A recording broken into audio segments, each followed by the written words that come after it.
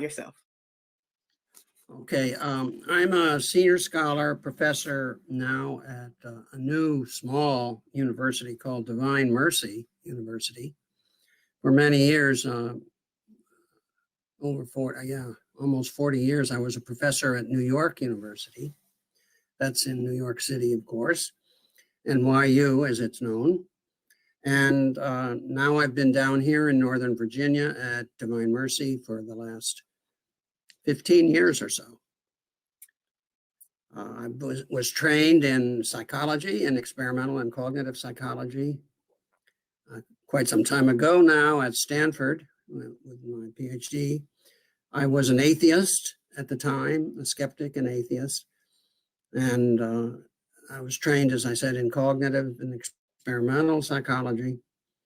And I converted, of all things, to Christianity and also became a Catholic sometime later in the 1970s. And since then, I've been, in addition to my old time interests, I've branched out very strongly into the relationship between psychology and the faith. And so I've been writing on that topic now for quite some time. That's awesome. And I am so fascinated by that connection between psychology and faith because I've just noticed when we're engaging people, so much of it has to do with not necessarily their objections may start logical, but if you dig a little deeper, it's an emotional aspect to it. And so not saying that not saying that every objection is an emotional attachment, but more often than not, I find that it has more to do with frustration, emotion, hurt, pain than it actually does rejection of the faith, if that am I making sense? That's it. First of all, you've stated it very clearly and correctly.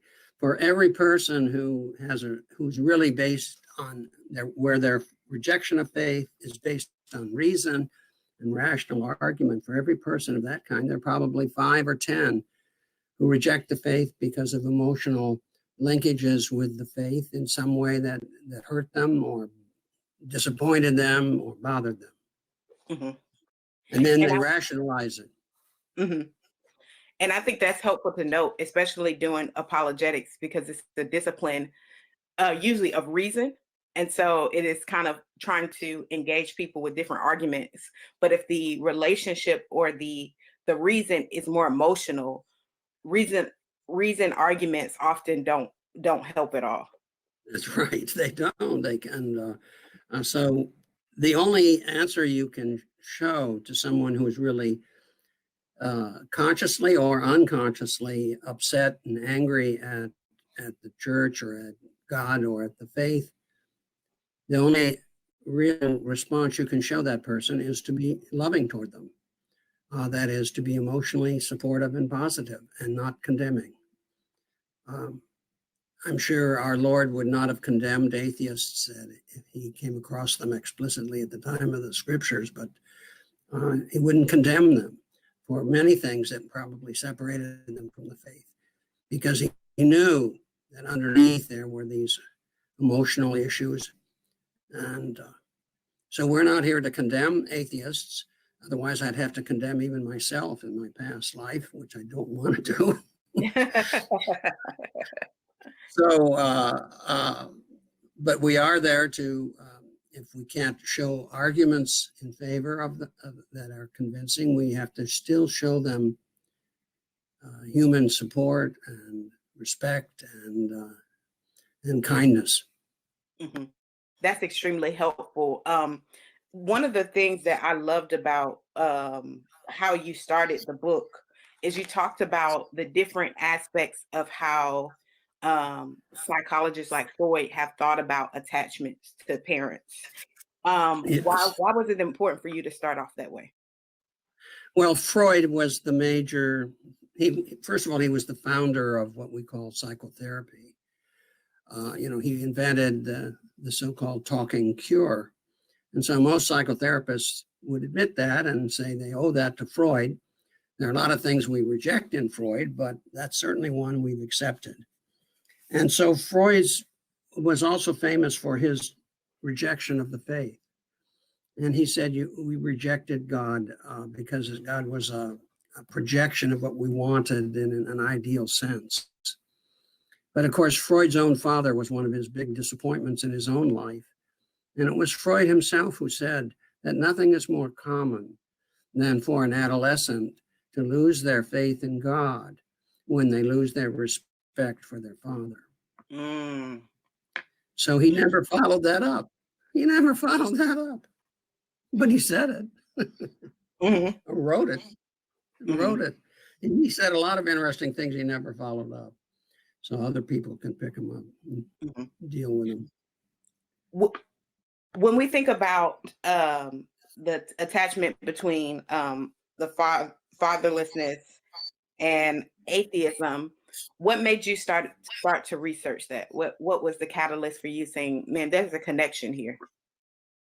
Well, I happened to be doing some reading about the childhood experiences and childhood life of many famous atheists. And I noticed how unpleasant or absent their fathers were. And so I began to look at it systematically. And in a way, I summarize it, the best case I came across, the almost unbelievably perfect case was Nietzsche. And Friedrich Nietzsche is famous for his statement that God is dead. But really what it meant was that dad is dead for Nietzsche. And therefore he looked for a substitute for God. His father represented God. His father was a minister. And he was very close to his father as a young child. But his father died, got sick and weak and very weak for a while, and then died when Nietzsche was about 5. And he looked for a substitute for his father all his life. And the substitute that he found was the Superman, the Übermensch. That's finally the man that he could say could replace his father and replace God. Because his father, although he loved him, was weak, physically weak, and died, and he never had any father substitute. So it was very interesting to see how Nietzsche represented the case perhaps in the strongest way. Mm-hmm. So that's what I say, it's not God who's dead, it's your dad who's dead. And by the way, there are 2 kinds of atheists, or more than 2, but 2 big kinds. The biggest kind that most people think about are the aggressive intellectual atheists, and there are a fair number of them. But there are a lot of people who are just atheists by default. They're not intellectual, they're not just your average truck driver who's an atheist. And so they may be atheists, again, because of their fathers, but they're not writing about it. They're not making a thing about it. They're just, God is absent from their life, so they're functionally atheists. Mm-hmm. What's fascinating about when you were talking about how fatherlessness manifests in belief was you talked about it being 2 ways in atheism, or kind of this abstract view of God, where he's kind of out there somewhere, kind of a mystical, but not like a person in relationship. I do think that's fascinating, especially because when I think of atheism in correlation to the African American context, atheism doesn't thrive in African American contexts in a major way like it does in maybe Europeans or white Americans. But there is still there's fatherlessness in the African American context. So I thought it was interesting how kind of most of the people you covered were white, but still, when I think about my context in the African American space, to think about how mysticism and kind of a new age spirituality manifests in different ways that may correlate to this. Are you following my train of thought? Yes, I think a lot African Americans tend to be. Are we both here now? Can you see me? Yes, I can see you. Because I can't see you.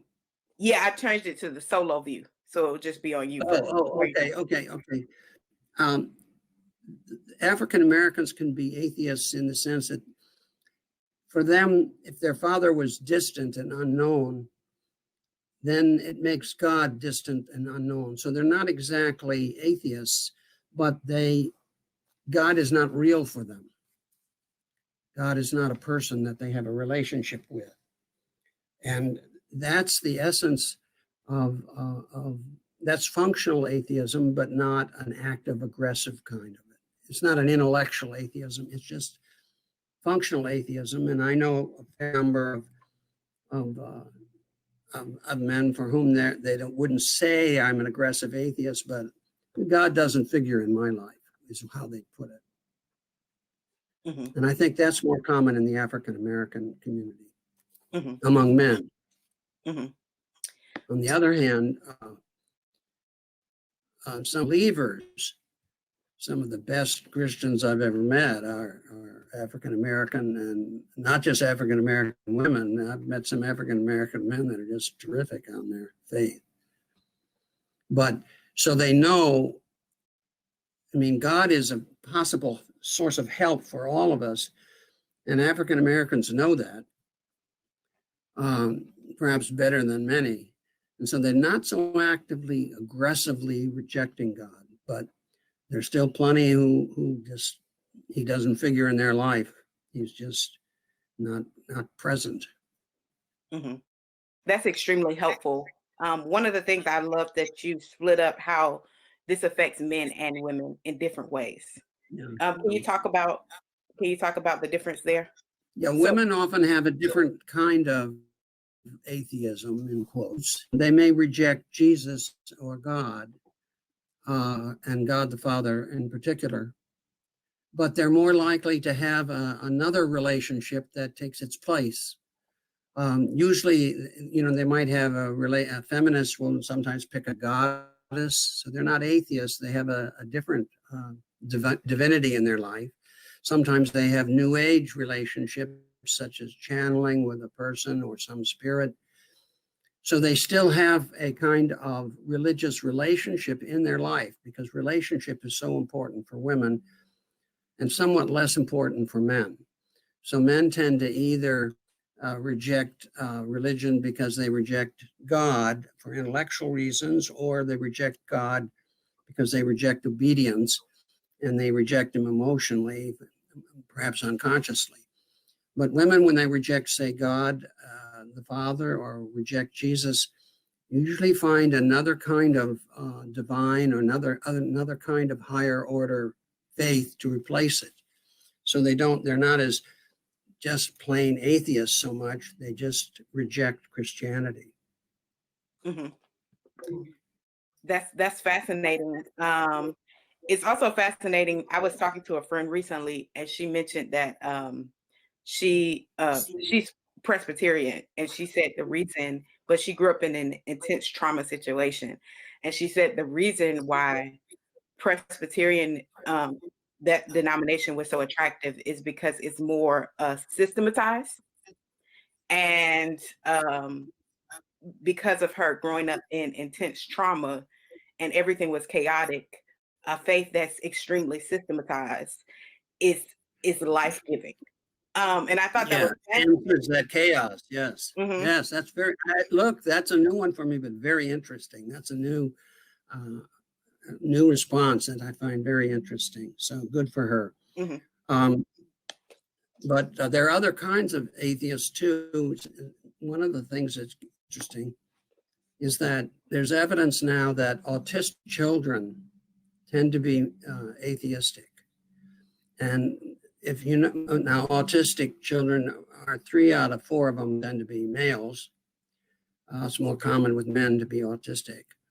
And of course, autistic children, autistic adults have trouble with relationships. Sometimes they have trouble understanding other people have minds, and they don't have even sometimes especially good relationships even with their parents sometimes. But of course, if you're not good at relationships, you're not going to be very good as a Christian, because Christianity is about a personal relationship, especially with Jesus, but also with God. So, but there are also people who are atheists because the tendency for autistic children is to be atheists, because But, the faith is based on a relationship. It does need systematic explanation, but it also needs a living relationship, and that's what it is for most serious believers. Mm-hmm. When you talk about your own experience with atheism, what was it for you that was the catalyst for you adopting atheism, and also what was the catalyst for you really coming to this place where you realize there is a God? Well, I was raised in a very sort of weak Protestant type of environment. So the faith was never strong in the family or when I was growing up. And then I went off to college.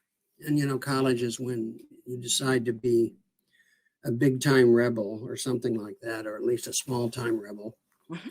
And at the time, I was kind of mad at my father for a variety of reasons. So I read Bertrand Russell, and I said, oh, I don't need anybody.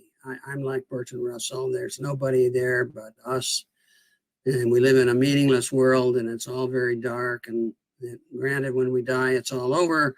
But I'm tough enough to live that way, and I don't need anybody or any support. And, that kind of late adolescence, I'm tough. I don't need any help. I don't want to,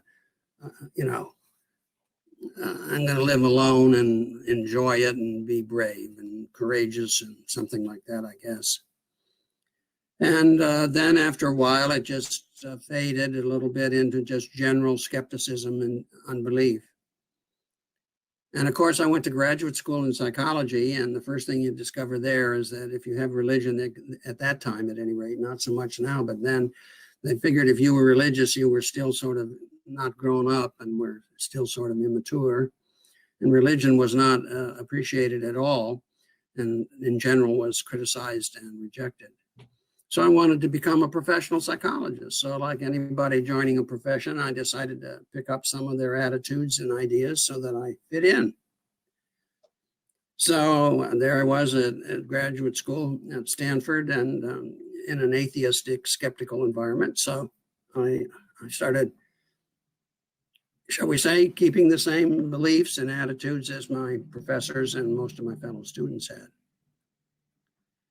And I was that way when I went to my first major job, which is an assistant professor at New York University. So I go to New York City and NYU. I'm still that kind of skeptic. And then, well, a big wake-up call, the first wake-up call, was I got married. But my wife at the time was also an atheist, perhaps even a bigger atheist or more feisty atheist at the time than I was. And so that wouldn't have looked like a very good situation for change. So we got married in 1969. We made up our own marriage vows. No reference to God was made. We found a very liberal minister who would marry us, even though God wasn't mentioned. God came anyway, as it turned out, but we didn't know that. And so we were married in 1969. Now, my wife was French literature was she was in the French department at NYU, a little bit younger than me. And we went to France in 1970. And for atheists, we spent an awful lot of time sort of around beautiful medieval cathedrals, but still we were atheists. And then in 1971, our first child was born. And at least for me, and I think for many men, it's a bigger wake-up call when you have a child than when you get married. All of a sudden, here's this child, our daughter. And the question is, I'm going to know her all my life. You don't take them back if they're, you know what I mean? Mm-hmm. You don't really. So here's our daughter, beautiful little baby, and what do I stand for? Who am I? And so about 1971 or so, that began to be an issue for me. And there weren't very many things that you could believe in. then. I'm not sure now whether there are many more or not. I don't think so. But anyway, at the time, you could be an atheist, but the atheists there was one person most what atheists did worship. They usually worshiped themselves. That is, their self became the center of their whole life. And the only idol they had was their own career, their own self-advancement, their own making money, their own getting power, their own, having sex all the time or whatever. It was what they wanted. And so they were really worshiping themselves. Well, by that time, somehow or other, I was aware that anybody who worships himself is worshiping a fool. We're all kind of unreliable, even to ourselves. So I started looking around. There weren't many choices. You could continue being the atheist self-worshiper, but as I said, I didn't think that was a good fit. Well, you could become a liberal. Liberal politics was one opening. Another opening was New Age. And I had been in California, close to some of the New Age founders and all of that. And I was not impressed with them and their lives.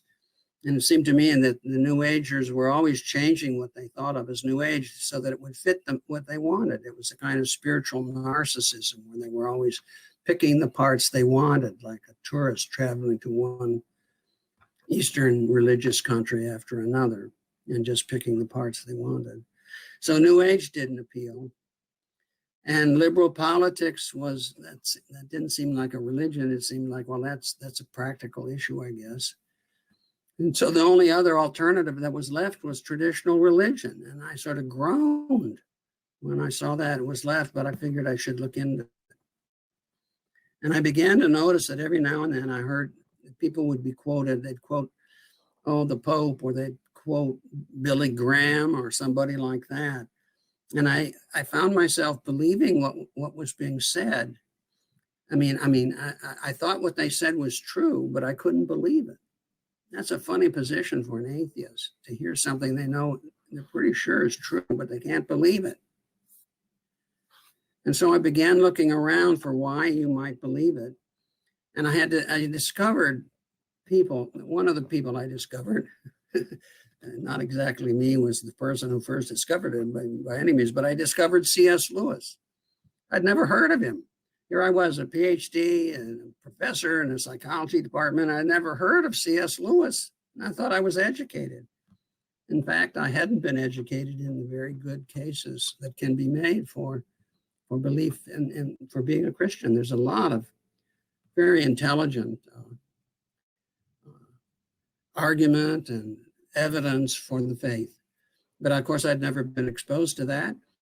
And here I was arrogantly confident I was, a professor, so I knew everything.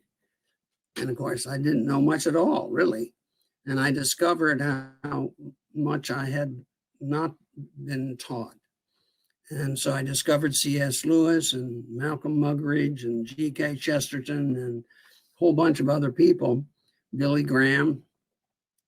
And I began to realize that there were no serious intellectual barriers to being a Christian. There might be other barriers, and maybe one didn't want to do it. And one problem with being a Christian, of course, is it costs you time and money. And I didn't think I had enough of either of those. You got to go to church, you got to go to Bible study, you got to give money to the poor, you got to help other people. I didn't know where I was going to find the time or the money for that. But slowly but surely, it became clearer to me. And the other thing was that somehow or other with my wife, Timmy, now her rejection to the faith was also emotional, what you mentioned, Lisa. She hadn't really quite confronted it, but it was, and she knew it when we talked about it. When she grew up, her father was the religious parent, and she would go to church with her father, and she loved to sing hymns and to sit by him in church. But when she was 16, she was in high school and was in class, she was called home because of a family emergency. Her father, who suffered from depression and had committed suicide with a shotgun in their house, in their basement. And she noticed that 2 or 3 years later, when she was in college as a freshman, she noticed she hadn't gone to church for ever since then. And so it was her father's suicide that was the emotional block to returning to the faith. And somehow or other, becoming a mother and being married in my presence with her had allowed that to drop off some. And so we started this journey together. And it took us some years before we finally came back to the faith and came to where we were, what we are now, serious Christians, and eventually we became Catholics. But I was helped along the way by some wonderful evangelical Protestants who picked up my work sooner than the Catholic world by a long shot. And they were extraordinarily supportive and have always been very important in my life. Mhm. That's an extremely powerful story. When you were in that, and I really thank you for sharing that, because I think a lot of people will be blessed and helped by that. When you were in that state of, intense atheism or just unbelief in God, as a professor, I think it's fascinating because when a lot of people get shaken in their faith, it's from their professors. I remember my own story. And the assumption is because a person has a PhD, they know everything. So they rattle you with the PhD and you kind of go along with it. But what's so fascinating is you're saying like you were a professor and you're like, I didn't really know that the other argument on the other side. That's and right. you were educated at the most and some of the best institutions in the world. So I think it's very interesting that you shared that, because I think a lot of people get intimidated, especially students, when they go in a classroom at a university and they're like, I believe in this, but my professor has a PhD. I don't have a PhD. I'm just a student. They know more than me, and they get rattled. So I think that's helpful for you to share. And one of the reasons, of course, why I mentioned it, I also discovered that, like some of those evangelical Protestants that I discovered, they were terribly intelligent. One was, he's now, I think, retired, but Professor Alvin Plantinga, very powerful philosopher and was the president of the American Philosophical Association for 1 year. And he was a serious believer, Protestant. And I met him briefly at Calvin College very early in my Christian life. And I also met there several other very young, marvelous young faculty members who were Christians. So I began to realize that intelligence isn't the issue as to why you are or are not a believer. Mm-hmm. That's helpful. And I think it's also helpful to note that I think many students go into academia or college not understanding the discipline of academia. So a PhD in biology doesn't make you an expert at theology. It may make you less of an expert than the student by a long shot. Yeah, so dear student, don't discount your own knowledge. You may know more about what the professor's supposedly talking about than he does. Mm-hmm. That's extremely, extremely helpful. When you talked about political atheism, can you share a little bit about what that is? Well, I was just thinking here mostly of communism and sometimes libertarianism. Those are political positions which are also rooted in atheism. Communism is.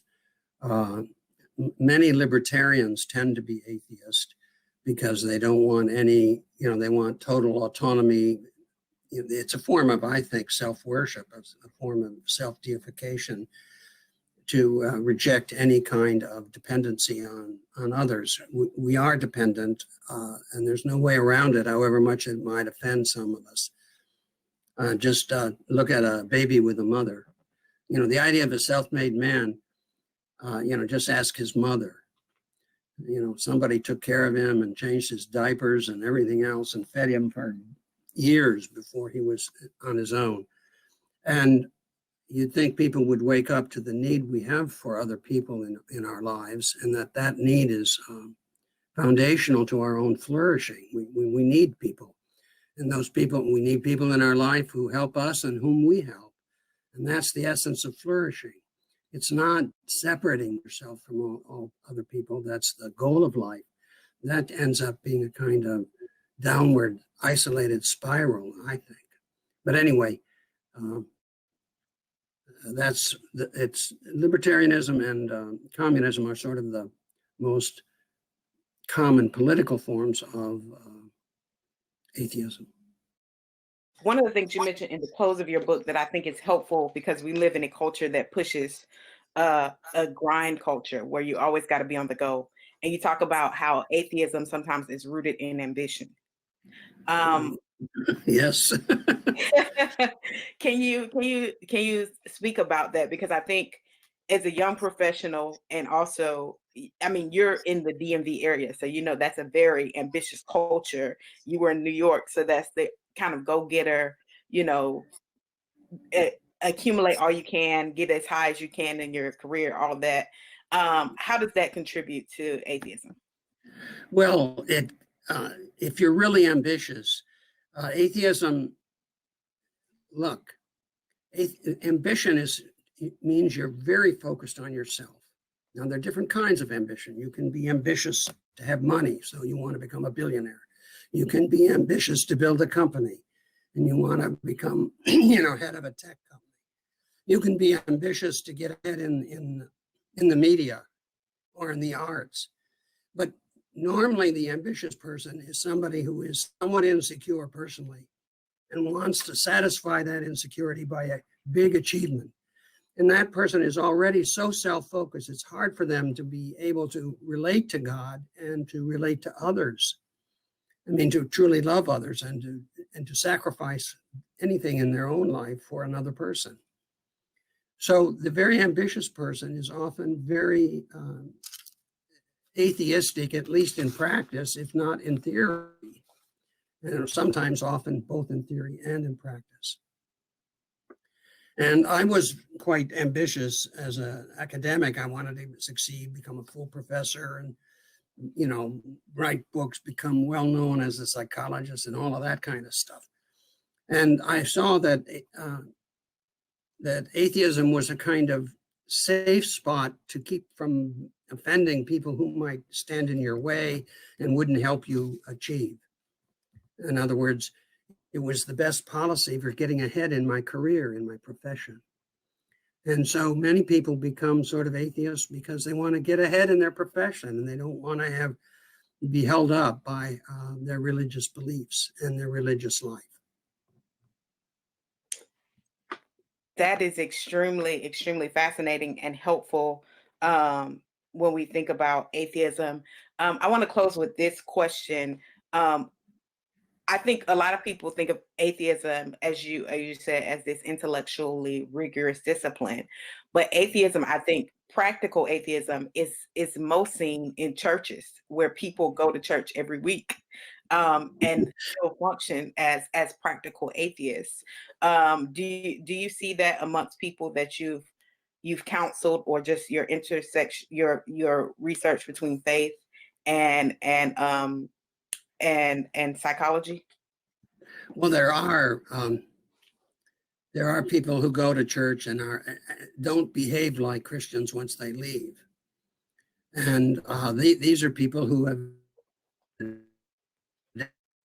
adapted to the world, to be a light to the world and salt for seasoning, and that means they have to be different from the world. You can't be of the world if you're going to be a light to it. And you can't be of the world if you're going to be the seasoning for it. And salt both preserves, keeps things from spoiling, and adds taste. But one thing about being a Christian is, if we're going to be salt and light, that doesn't mean everybody's going to be a Christian, because you don't want the whole world to be all salt. You don't want the whole world to be all light. The rest of the world we have to be the messengers to the rest of the world. And unfortunately, you're right. Many ordinary Christians just go to church for who knows, some kind of small positive reasons, but they don't show up as Christians once they get home again. And that's a kind of behavioral atheism that's not theoretical. They wouldn't call themselves atheists, but they don't behave any different from many atheists. So we do have to behave differently. We have to be more loving. We have to be more helpful to others. We have to be a light. We have to be a seasoning and a preservative for the culture. That's extremely helpful. Thank you so much, Dr. Vitz, for your time. How can people get your book and how can they get in contact with you? Oh, well, I don't know about contact with me. I got a lot of emails on this. Social media? I have, look, if you want the book, you can just go to Amazon and get it. You can order it from the publisher, which is Ignatius Press, or Amazon. And as I said, I'm not there to condemn atheists since I was one. I'm there to reach out to them and to tell atheists that the thing about being a serious believer is that it brings enormous meaning and peace to one's life. And it turns one away from a focus on your own self to focusing on others. That's the main thing. That is, the two great commandments are there. We are to love God and love others. And we love others as we accept ourselves as being worthwhile too, because we're children of God, just like everybody else. I don't think I want to give you my email. No, that's fine. I was not talking about contact. I was talking about if you're on social media, like Facebook, Instagram, Twitter. Well, no, I'm an old geezer that way. I'm not on Facebook.